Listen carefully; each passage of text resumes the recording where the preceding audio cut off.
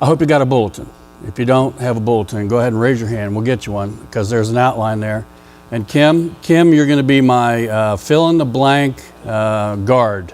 Do not let me wrap up without making sure I have 2 notes to make sure I get to my notes. But that's not a guarantee. So I want you, seriously, I want you to wave if I don't fill those in. Comebacks.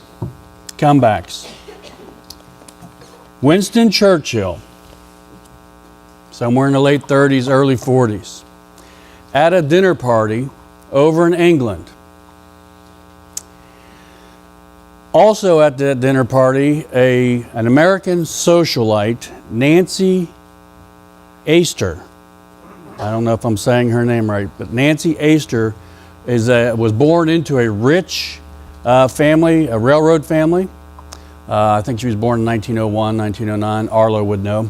Anyway, she was contemporary of Winston Churchill, and she was the first female to be in Parliament over in England and born in America. So I think that unique.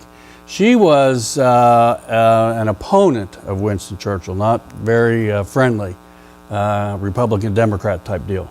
She was an opponent, but they were at the same dinner party one night, and she said, "Winston Churchill, if you were my husband, I would put poison in your tea."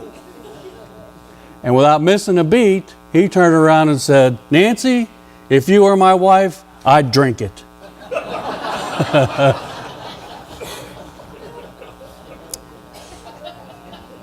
We're not talking about those kind of comebacks today. We're not talking about those kind of comebacks. We're talking about the kind of comeback after a setback. A comeback after a setback. We've all had them. You might be going through one now. By that I mean, I'll give you 2 examples of a comeback after a setback. Super Bowl 51 last year, a year and a month ago, 13 months ago. The New England Patriots, not my favorite team. At halftime, they were down 21-3. They were down 21-3 at halftime. And I know Brian Niederheiser, Brian was on Facebook, and he was dancing before the dance. And I learned a long time ago, because when I go touting victory, I go into my victory dance, it usually doesn't work. So I laid off. Woo. They came back and they tied it up. They went to overtime, and don't you know, New England ended up winning that game, 34-28 in overtime. I think it's the first Super Bowl to go to overtime. That's a comeback after a setback. Bethany Hamilton, I don't know if that name rings a bell. Born February 8th, 1990. She's 28 years old. She's married. She married a youth minister. She's about to have her second child here, probably in March. But you'll probably know her that on a Friday in October in 2003, Friday morning, she went out surfing with 2 friends and the father of those 2 friends, a brother and a sister and the father. And as her arm was dangling over the surfboard, a shark came and bit her arm off completely at the shoulder. And they struggled to get her to shore. The father that was on the surfing outing tied a tourniquet around. They got this Bethany to the hospital, and as fate would have it, this Bethany took the operating room that her father was to have a knee replacement that morning.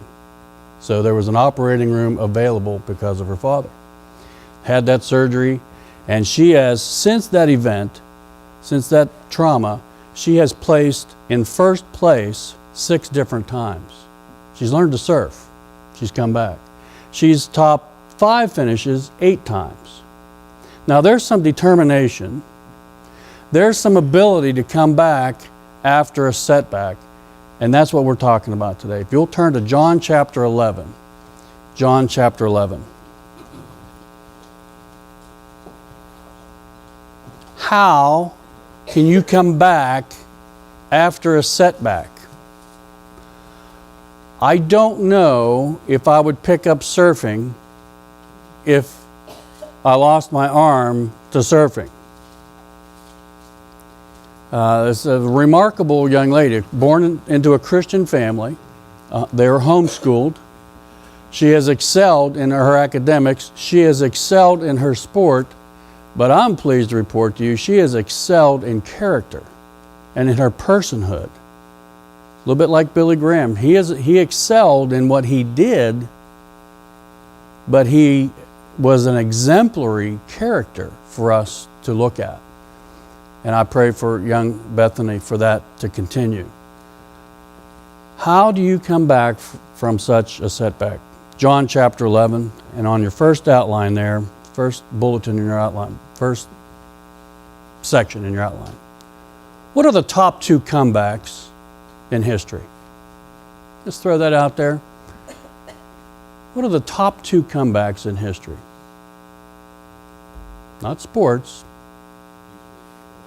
Jesus raised from the dead. That's number 1. That goes in your outline. Jesus resurrection.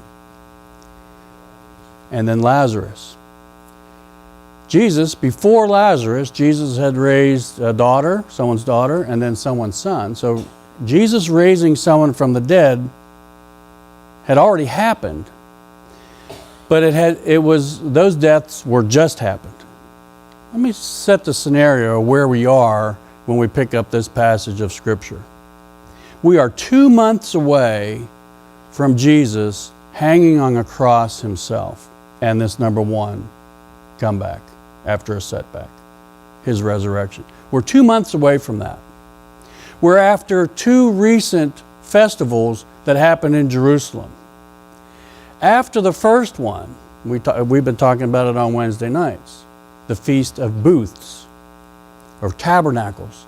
And that feast was a week-long festival that celebrated the fact that the Israelites traveled throughout the wilderness for those 40 years in temples or tabernacles, in tents, and God took care of them, providing water.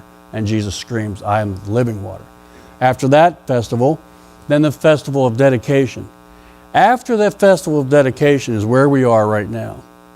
They have a price on the head of Jesus. There's a bounty on him. They're going to kill him. So he goes across the Jordan River and a little bit north into the area where John the Baptist did his preaching. So he's basically, I would say hiding out, but he is staying away from the energy involved because it's not his time. And that's where we pick up our scripture. On your outline, how do you take a setback and make it a comeback? Well, let's look at some scripture. John chapter 11. Get there myself. I'm in a book of Revelation from down in Sunday school.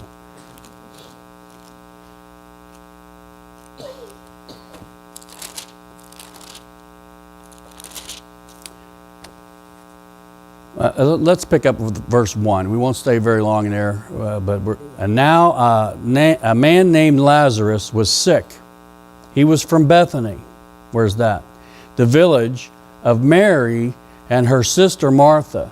John is reviewing some incidents with Mary and Martha, and then he's also talking about what had happened. He's written after it happens, but he's going to talk about Martha. Well, what about Martha or Mary? This Mary, whose brother Lazarus now lay sick, was the same who poured perfume on the Lord and wiped his feet with her hair.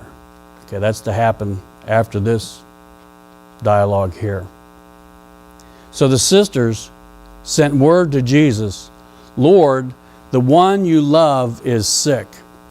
It's a loaded sentence. I don't want to get too far in the weeds here, but the way that's said and how it's said and that it's written after the story takes place gives you the idea, the clear idea that they're not just bothering Jesus with, hey, so-and-so has a cold. They are saying, he is sick. Okay? And so Jesus doesn't go to Lazarus right away, delays that. But then if you'll pick up in verse 9. Well, look at verse 7. Then he said to his disciples, let's go back to Judea. Geography is important. Let's go back across the Jordan River. Let's go back to this region the county, if you will, where this energy is taking place, where they're going to kill me. Let's go back to Judea. But Rabbi, a short while ago, the Jews tried to stone you, not just the Jewish people, the Jewish leaders. And yet you're going back there. Jesus answered, are there not 12 hours of daylight? A man who walks by day will not stumble, for he sees by this world's light. It is when he walks by night that he stumbles, for he has no light. That's lost on us in today's day. We don't know what that means right at hand, but basically, don't you understand the day of work? There's 12 hours in a day of daylight. That was the Jewish work, the day. That was a day's work, 12 hours. In other words, what he's saying is, I have work to do in the kingdom. It's still daylight. I'm not done yet. I haven't punched out yet. I'm still on duty. It's those who walk in the night. It's those unbelievers. So he's giving a little needle right there. He's basically saying, I'm not done yet. I know exactly what's going on. When it's my time, it'll be my time. Don't you worry about it, is basically what he's saying. After he said this, he went on to tell them, our friend Lazarus has fallen asleep. Has fallen asleep. That's another scripture reference to being dead. There are 8 or 10 different references to that. But I'm going there to wake him up. His disciples replied, Lord, if he sleeps, he'll get better. A child with a fever type thing, let him rest. No. Jesus had been speaking of his death, but his disciples thought he meant natural sleep. So then he told them plainly, Lazarus is dead. And look at the language here. And for your sake, I am glad I was not there. Past tense, was not there. He is dead. So that you may believe. But let us go to him. Thomas, famous for doubting, he basically goes, all right, well, let's go. If they're going to kill Jesus, then I'm going. So there's some, let's not pick on Thomas too much, because there's some strong faith there. Verse 19. Well, let's continue with verse 17. Let's go look at 17 there. On his arrival, Jesus found that Lazarus had already been dead, or already been in a tomb for 4 days. Significant. We've talked before about Jews and the concept that a body may die, but for 3 days, this is now what day? 4th day. But for 3 days, the spirit of that body can hover and relocate to another body. This is after that. There was just an idea that if someone dies for 3 days, someone else might pick up that spirit. We go past that, just eliminate any other possibilities. He'd been in a tomb for 4 days. Bethany was less than 2 miles from Jerusalem. Dawson type deal. And many Jews had come to Martha and Mary to comfort them. There are professional mourners. If you were a higher part of society, more mourners, and they would come. And the first day was significant mourning. The second day was half that amount of mourning, and then less for about a week. And then the widow or immediate family would mourn up to a year. Very specific type steps of official mourning, but they would just have this bell curve of dropping off. So here we are, we have these people coming out. So it kind of gives you an idea that they're pretty well off in town, pretty well off with finances. Many had come to Martha and Mary to comfort them. When Martha heard, Mary and Martha, when Martha heard that Jesus was coming, she went out to meet him. Number one, what do you do to come back after a setback? You state it. You own it.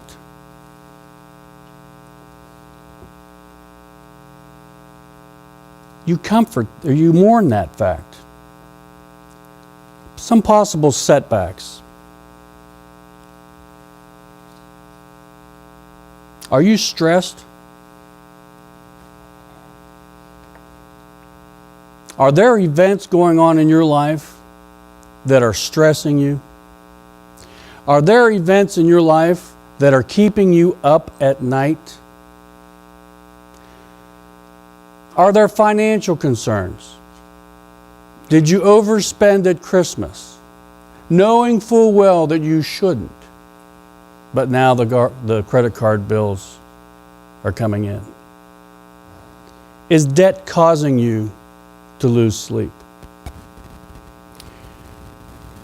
Do you feel empty? Aimless? What am I supposed to do?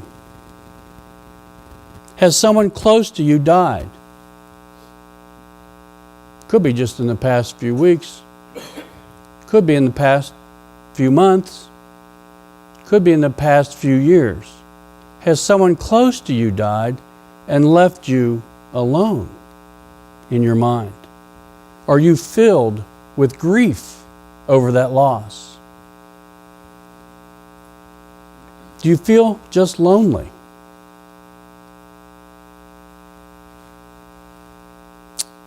Are you struggling with some sort of sin that you know you should stop?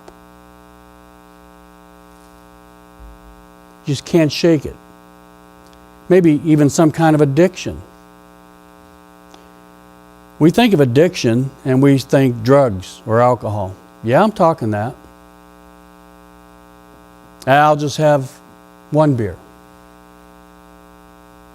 Well, the second one, the third, I might as well finish off this 6-pack. What's another 3 or 4? I'm not driving. Who's it hurting anyway?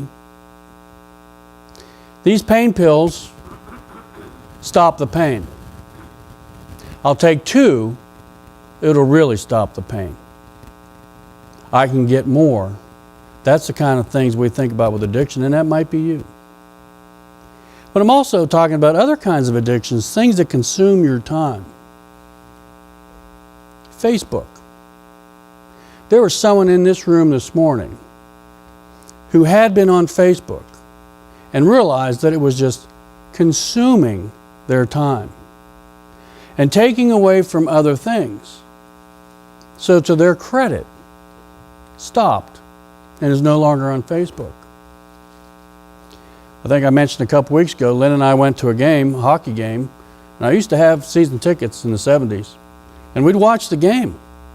And I go to 2 or 3 games a year. I'm going tomorrow night. We go to 2 or 3 games a year. But a couple weeks ago was the first time I had gone since last year, and I was just amazed at the amount of this.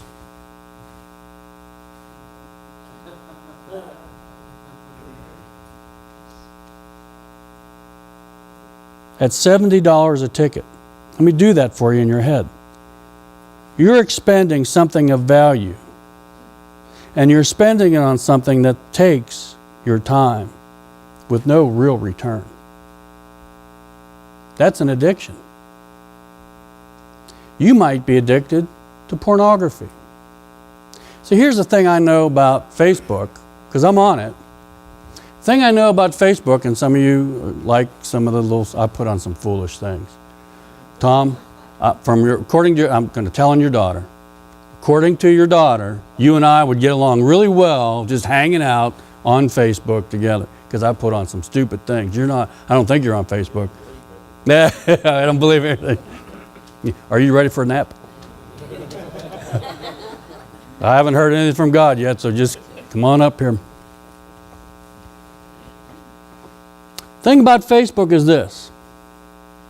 You scroll down, if you've never been on it, it's just a giant, remember party lines of the old phones, and you jump on there, you get to hear the gossip. It's basically a big time party line. And you can scroll down, and then you scroll again, and these screens just go forever and ever. So you can go back in time to see what everybody posted. And I know myself, like, all right, 5 more minutes, and 5 more minutes.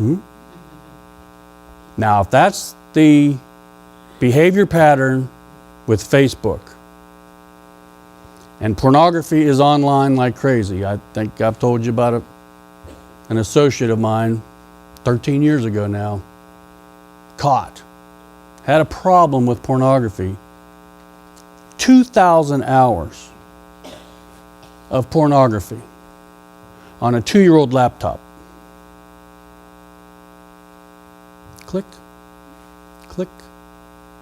If that was the case 13 years ago, I think that's the case now. You talk about mushrooming problem, and this problem actually went back into the early 1970s. You might have that kind of a setback of an addiction. That's what I'm talking about this morning. Can you come back?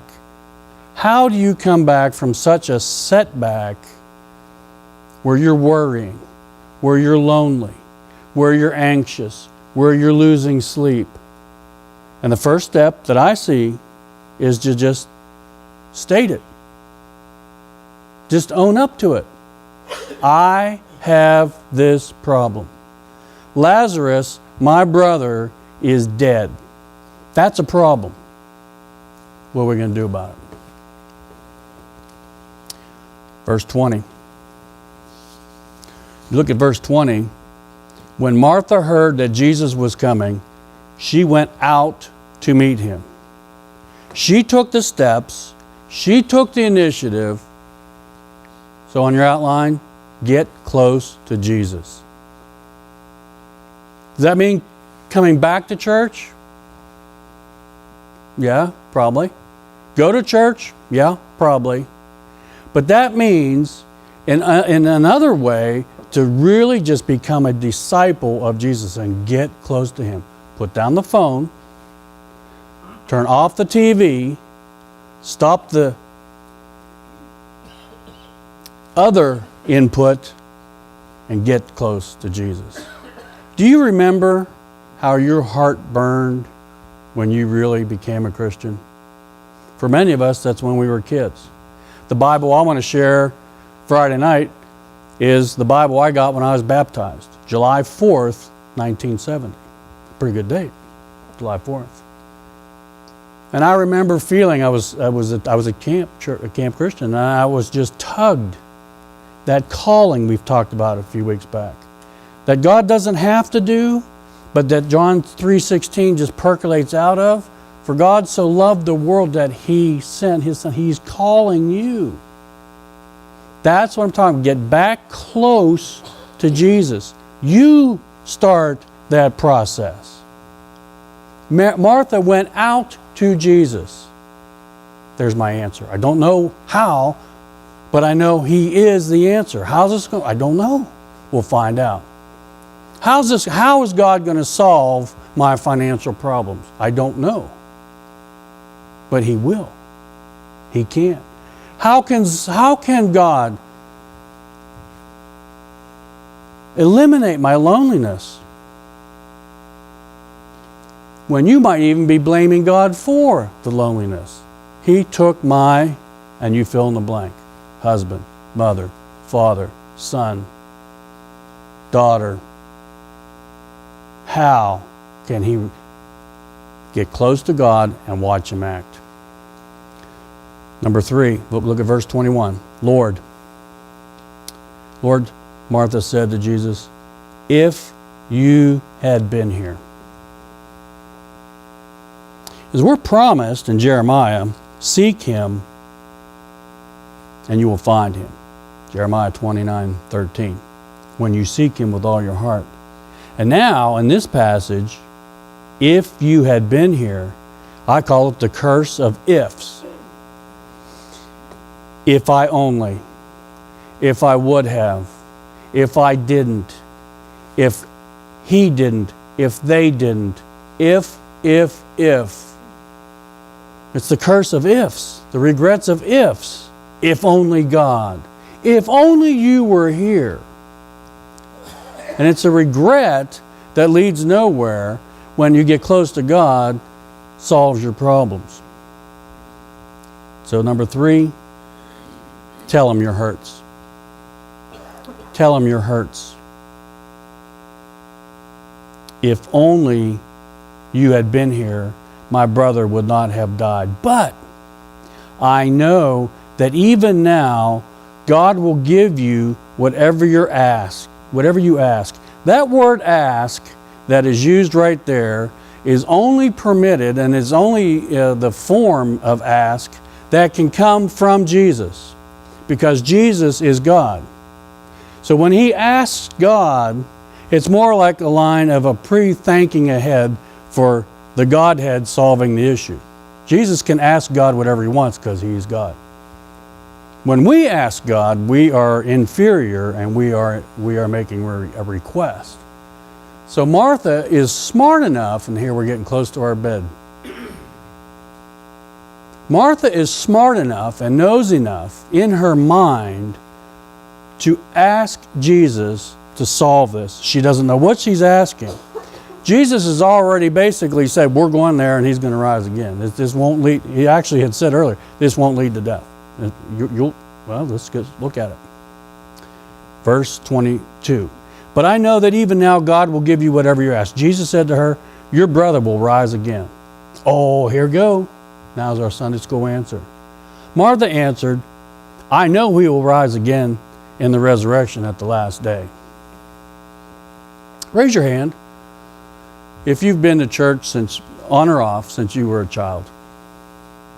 Look around the room, because a lot of face-to-face, the front section, look around. Most of us have been in church since we were children. That's really not the case for a lot of kids nowadays, and we need to work on that. So this passage right here is Martha says, I know whatever you ask God will do, because God's awesome. That's a Sunday school or a junior church answer. And when I did junior church, like they're doing downstairs, when I did junior church, I didn't put up with junior church Sunday school answers. God is love. What should we do? Love people. You know, all these trite answers. Oh, I know I'll see Lazarus on the last day. Yeah, I know that. That's a head knowledge. Here's what Jesus says. I am. This is like the 8th I am in the book of John. I am the resurrection and the life. He who believes in me will live, even though he dies. Now because we've been in church forever, we know that there's a distinction between the spirit that is in our body and the vessel of our body, so that we will live forever. He who believes in me will live, even though he dies. And whoever lives and believes in me will never die. Do you believe this? Don't just run past the passage you've heard since you were kids. Do you believe this? And I got to believe, because I'm seeing some heads shaking even now, I got to believe it's not people falling asleep. Tom, you all right? No, you good? You're barely holding on. I got to believe that Martha knows this, but she doesn't know it.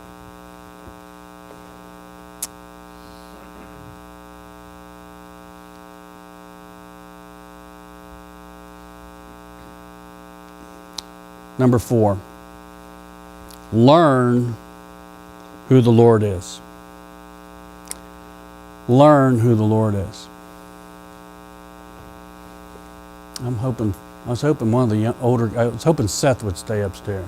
Seth didn't stay upstairs.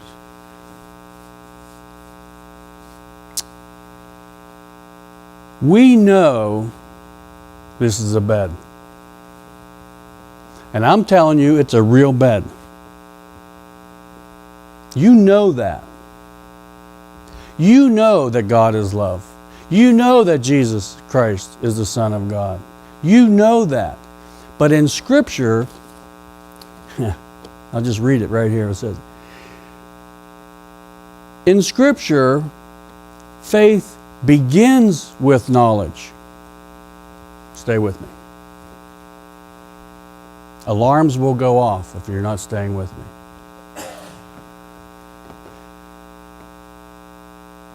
Faith begins with knowledge. We are, I won't say victims, but we are students of our era.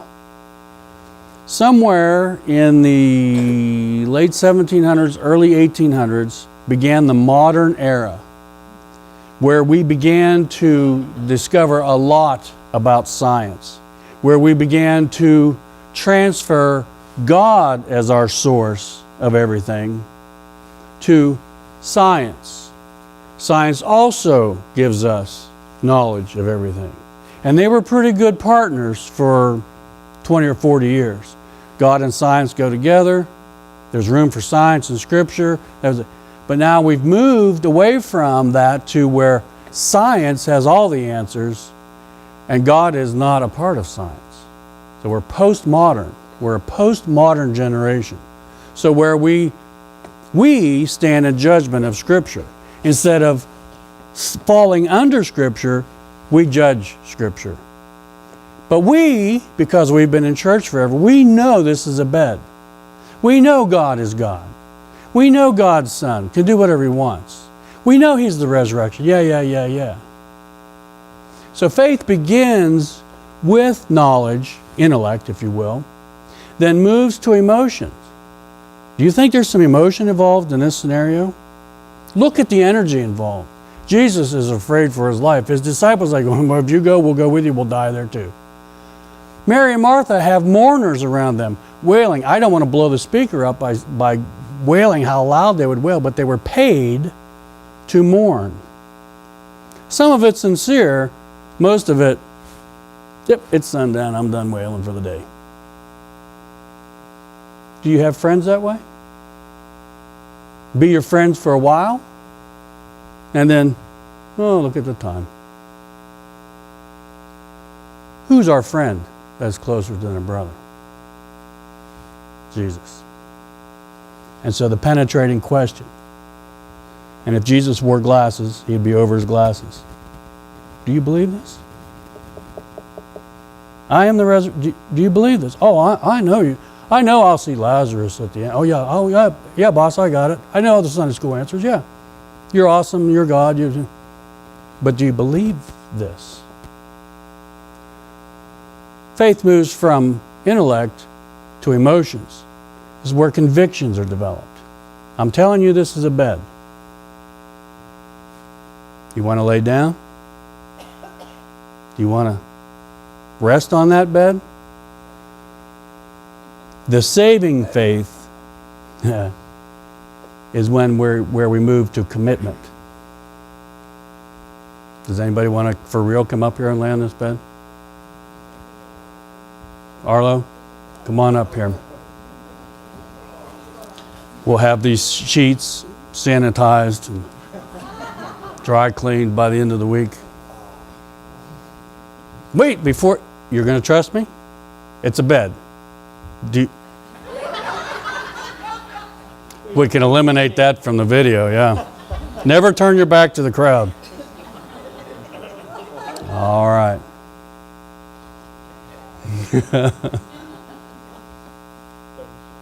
Look here. You have been told since your youth that this was a bed, that God is God. But in Scripture, the word faith has so many dimensions to it that it also involves the will to make a conviction, to make a commitment, and to take action. You did not really know this was a bed until you wholly rest upon it. You don't know God is God until you wholly rest on that conviction. There's an energy from verse 25 to verse 38. So look with me. Arlo, get out of here. This is when I was getting comfortable. Look at verse 38. And I'm going to draw this back to some of the setbacks that you may be going through. And look at the energy. I've lost my brother. And we don't know the tone of voice. We can speculate to what it might be, but we don't know the tone of voice when Martha goes, if you had been here. Was it one of these? Oh, I'm done. That's a, watch this. I got 9 more minutes. There you go.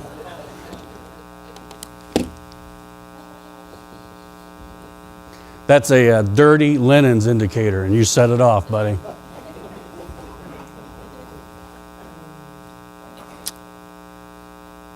We don't know if Martha was basically in his face with a raised lip.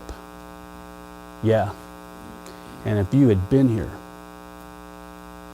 punk. he'd still be alive. Because even the crowd talks about, didn't he who raised, and just a few weeks prior to this, before he goes across the Jordan River, he heals a blind man born blind from birth. Couldn't this resurrection in life could also, he gave vision, couldn't he taken care of, had you been here? So you're allowed to get angry with God. Your kids ever been angry with you? Tom, are you going to lay your daughter out today for being so, whatever, yeah. You going to be mad with me and Tom? All right, yeah, it's the truth. You can be mad with God the Father. He's a big God.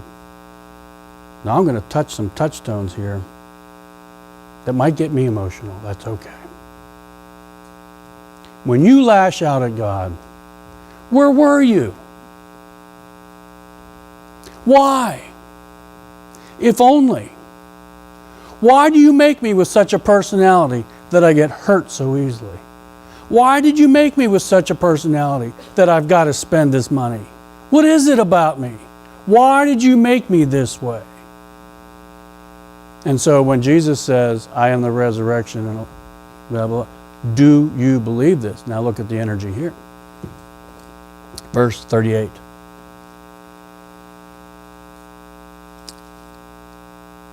Well, actually, I want to back up. Verse 33. When Jesus saw her weeping, now Mary comes on the scene. Mary, for whatever reason, didn't go out with Martha, but now there's some private time. Now it's Mary and Martha have some private time with Jesus. When Jesus saw her weeping, Mary, and the Jews who had come along with her also weeping, because there are some true mourners alongside you, he was deeply moved in spirit and troubled. Well, let's dig into those. Let's drill down like an oil rig and get some of that good oil. Deeply moved in spirit. I don't know much about horses. I look over at Luke and his world. But I guess when a horse has had enough, he does there's a snort that comes out of a horse at anger mode. Jesus is angry at this point, to the point where he snorts. That's what, when you blow the word up, that's what happens. God gets angry. What's he angry about? Deeply moved in spirit. What's that mean? Agitated. Did you see any of the videos from the nor'easter up in Boston, etc.? And you see the agitated seas. Did you see that? So our God is angry and agitated. Let's go. Verse 38. Jesus, once more deeply moved, came to the tomb. I messed up. Let's go back to verse 34. Verse 34. Where have you laid him? Come and see, Lord, they replied. Verse 35. Shortest verse in Scripture. Jesus wept. Jesus is so angry, snorting. A snorting God. Do you want that? And agitated. What's he agitated about? God hates death. He hates death. It is imposed on mankind because of mankind, but he hates it. He knows he's the victor over it. He's already raised two. He's going to raise a third, and in 2 months he's going to raise himself. And that power of resurrection is within every one of us. So what makes him angry is death and the enemy and Satan and lies. That's what makes him angry. And so with his eye, to me, his eyes are opened.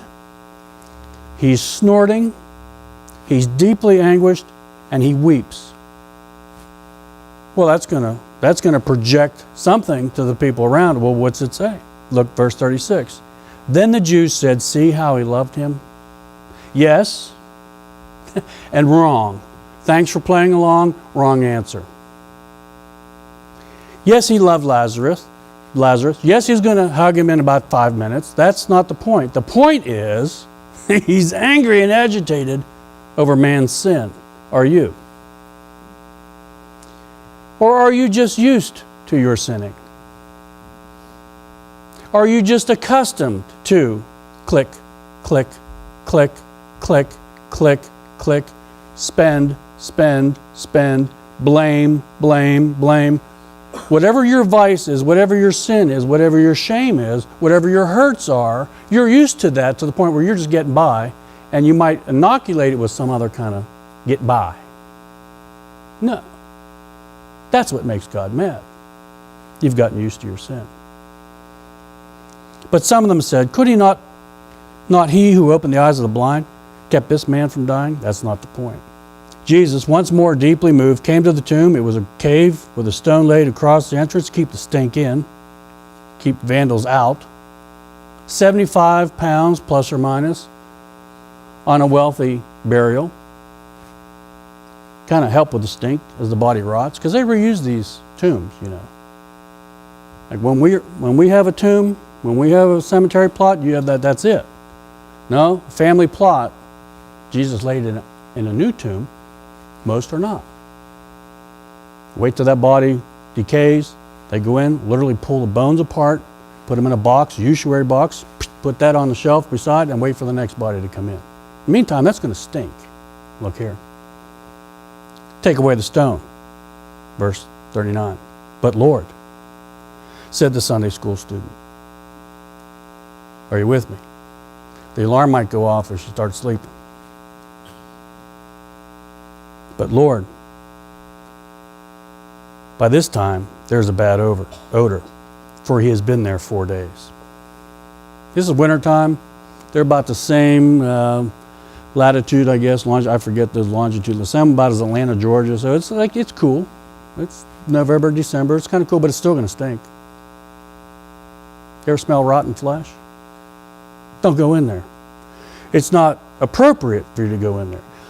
Jews, don't disturb a Jewish corpse. Don't disturb. Most cultures. And what's the point? What are you doing? And look at the response. And now I see that anger and snort, and if Jesus, again, wearing glasses, looks over those glasses, I've told you before about the time that I was in my early teens, and I said something foolish in front of my dad, stupid in front of my dad. And as I said it, as the words were, I'm not alone. As the words are coming across your lips, you're like, oh, that was dumb. That was dumb. As I'm saying whatever, I'm not going to tell you what I said, doesn't matter.